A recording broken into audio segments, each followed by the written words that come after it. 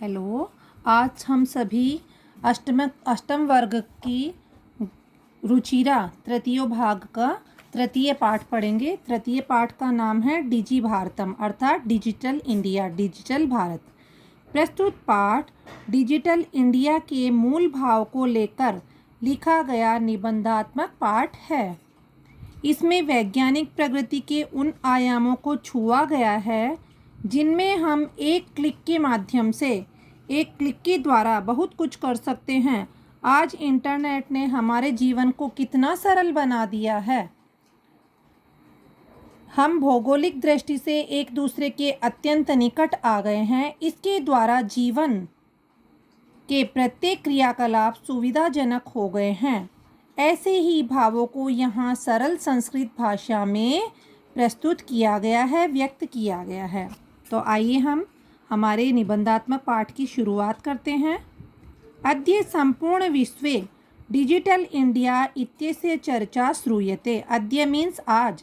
संपूर्ण विश्व में, संपूर्ण संसार में डिजिटल इंडिया इस की चर्चा सुनाई देती है।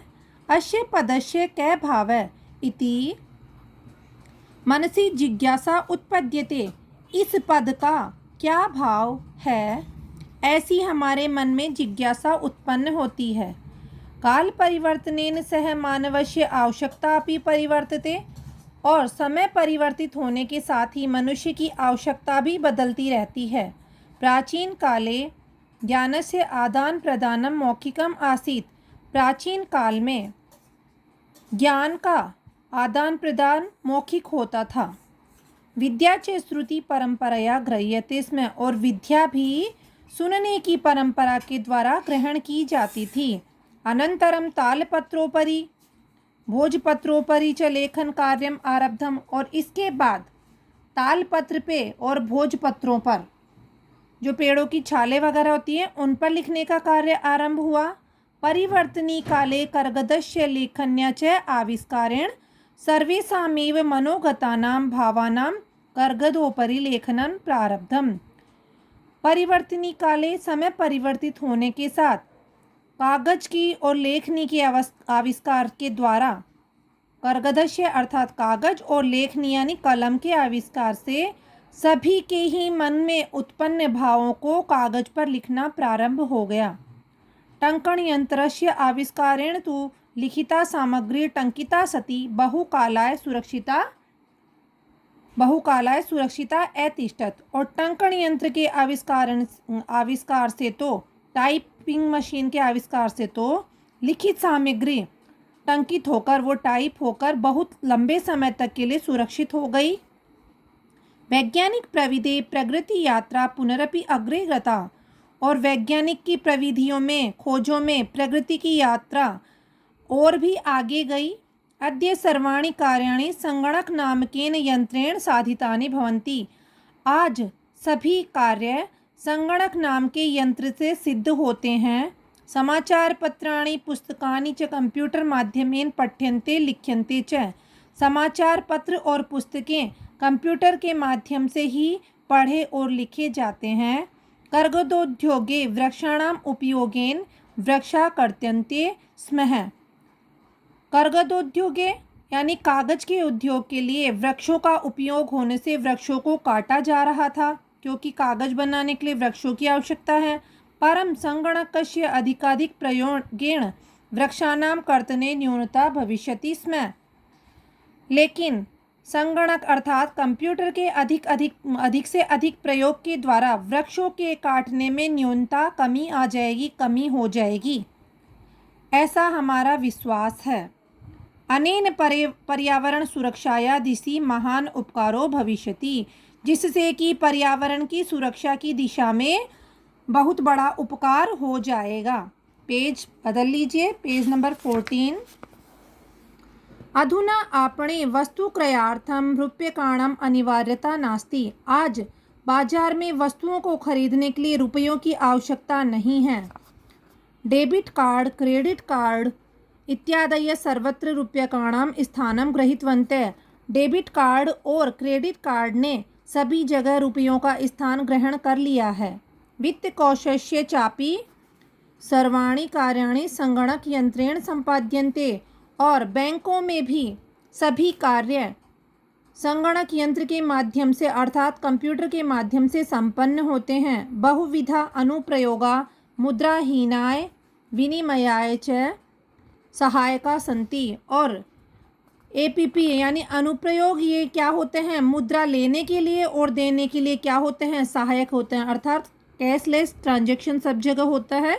कुत्रापि यात्रा करणीया भवेत् रेल यात्रा पत्रस्य वायुयान यात्रा पत्रस्य अनिवार्यता अद्य नास्ति। और कहीं भी यात्रा करने के लिए अगर हमें कहीं भी यात्रा करनी है तो रेलयान यात्रा पत्र की और वायुयान यात्रा पत्र की अनिवार्यता भी आज नहीं है।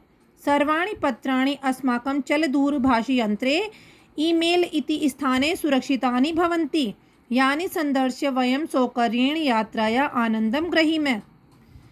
सभी पत्रों में तो ये सारे जो पत्र हैं ये सभी पत्र हमारे चल दूरभाष यंत्र अर्थात जो हमारा मोबाइल है उसके ईमेल नामक स्थान पर सुरक्षित हो जाते हैं, जिन्हें दिखा करके हम सभी सुगमता से बिल्कुल आसानी से यात्रा का आनंद ग्रहण कर सकते हैं।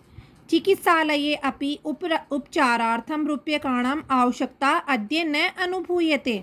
और चिकित्सालयों में भी उपचार के लिए रुपयों की आवश्यकता आज नहीं अनुभव की जा रही है। सर्वत्र कार्ड माध्यमेन ई बैंक माध्यमेन शुल्कम प्रदातुं शक्यते। और सभी जगह कार्ड के माध्यम से और ई बैंक के माध्यम से हम शुल्क देने में समर्थ हो सकते हैं, अर्थात हम उसकी फीस देने में समर्थ हो सकते हैं। तद दिनम न अतिदूरम यदा वयम हस्ते एकमात्रम चल दूरभाष यंत्रम आदाय सर्वाणि कार्याणि साधितुम समर्था भविष्यामः। वह दिन दूर नहीं है, वह दिन ज़्यादा दूर नहीं है जब वयम यानी हम सब अपने हाथ में एकमात्र हमारा जो मोबाइल है चल दूरभाष यंत्र को लेकर के सभी कार्य करने में हम सभी समर्थ हो सकेंगे। वस्त्रपुटके रूप्यकाणाम आवश्यकता न भविष्यति। और हमारी जेब में भी कपड़ों की जो जेब है उसमें भी रुपये की आवश्यकता नहीं होगी। पासबुक चेकबुक इत्यनयो आवश्यकता न भविष्यति। पासबुक और चेकबुक इनकी भी आवश्यकता हमें नहीं होगी। पठनार्थम पुस्तकानां समाचार पत्राणाम अनिवार्यता समाप्त प्राया भविष्यति। और पढ़ने के लिए भी पुस्तकों की और समाचार पत्रों की अनिवार्यता समाप्त ही हो जाएगी। लेखनार्थम अभ्यास पुस्तिकायाः कर्गदस्य वा नूतन अन्वेषणार्थम शब्दकोशस्यापि आवश्यकता न भविष्यति। लिखने के लिए अभ्यास पुस्तिका और कागज की, नए नए खोजों को करने के लिए शब्दकोश की भी आवश्यकता नहीं रहेगी। अपरिचित मार्गस्य ज्ञानार्थम मार्गदर्शस्य मानचित्रस्य आवश्यकता अनुभूति अपि न भविष्यति। और अपरिचित मार्ग को जानने के लिए हमें किसी मार्गदर्शक की या मानचित्र की भी आवश्यकता की अनुभूति नहीं होगी। एतत् सर्वम एकेनैव यंत्रेण कर्तुं शक्यते। यह सब हम एक ही यंत्र से करने में समर्थ हो सकेंगे। शाकादि क्रयार्थम फल क्रयार्थम विश्राम गृहेषु कक्ष सुनिश्चितं कर्तुं चिकित्सालये शुल्कं प्रदातुं विद्यालये महाविद्यालये चापि शुल्कं प्रदातुं किं बहुना दानमपि दातुं चल दूरभाष यंत्रमेव अलम। तो हमें किस किस कार्य के लिए किसकी आवश्यकता होगी? सब्जियां खरीदने के लिए, फल खरीदने के लिए, विश्राम गृहों में कक्ष निश्चित करने के लिए, चिकित्सालय में शुल्क देने के लिए, विद्यालय और महाविद्यालय में भी शुल्क देने के लिए, और कहीं पर भी कुछ भी दान देने के लिए भी हमारे लिए केवल चल दूरभाष यंत्र अर्थात केवल मोबाइल ही बहुत है। एक मोबाइल से, एक चल दूरभाष यंत्र से ही हम सभी कार्य करने में सक्षम और समर्थ हो सकते हैं। डिजि भारतम इति अस्याम दिशि वयम भारतीयाः द्रुतगत्या अग्रे सरामः। डिजिटल भारत, इस दिशा में हम सभी भारतीय द्रुतगत्या यानी बहुत तेज गति से आगे की ओर अग्रसर हैं, बढ़ रहे हैं बहुत तेजी से। तो ये आपके चैप्टर 3 का अर्थ कंप्लीट हो गया है। आप इसे पढ़ें और समझें, और अगर आपको समझ में आया तो इसे लाइक और शेयर करें।